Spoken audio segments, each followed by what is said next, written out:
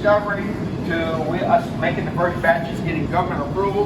That is the only fermenter like that in North America. So they've got a patent on it. So here we go. And it takes twice as long to make mash in here as it does in a normal fermenter. I would use the analogy of a chef, or maybe your grandmother back in the day making yeast rolls.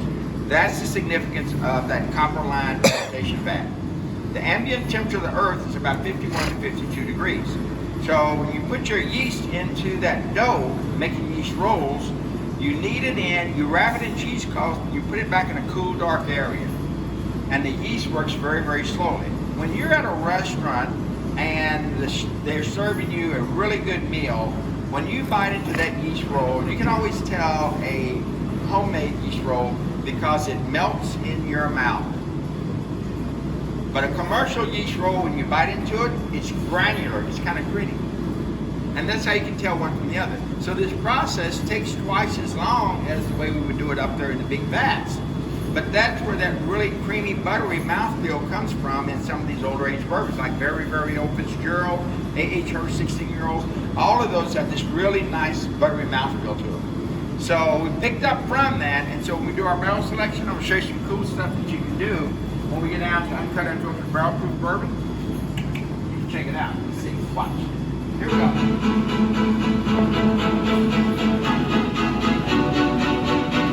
You are standing amidst layers of history. This building has seen it all. Construction, demolition, reconstruction, fires, and flood after flood after flood. We knew this building had great bones. Despite being used for storage for about 60 years, we thought we were going to turn it into a place for cocktail parties. But when we discovered we had unearthed bourbon history, we scrapped all our plans and called our distillery archaeologist. When I first saw this, I couldn't believe my eyes, and as an archaeologist, I was a little apprehensive. Would Buffalo Trace be able to save this?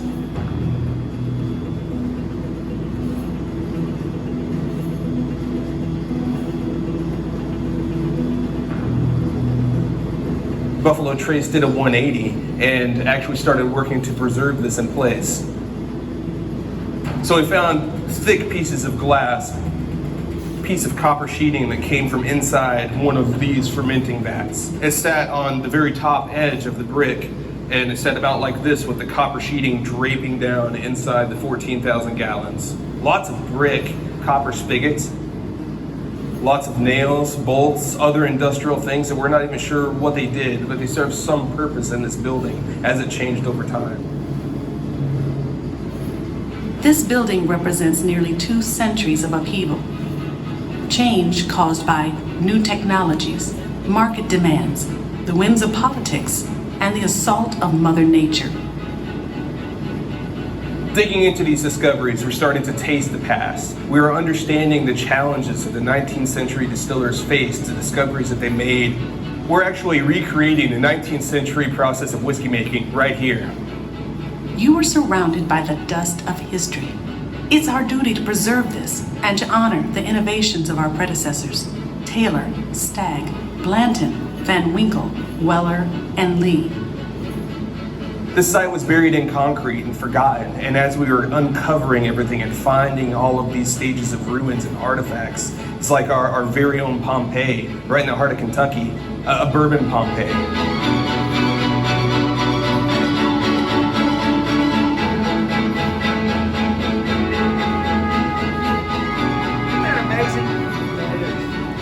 So they're called coulds and shoulds. So what the family and Mark Brown and them could have done, because of the need for expansion, what they could have done was they could have continued on with their plans and just left all this stuff uncovered up and made it into what they wanted it to be.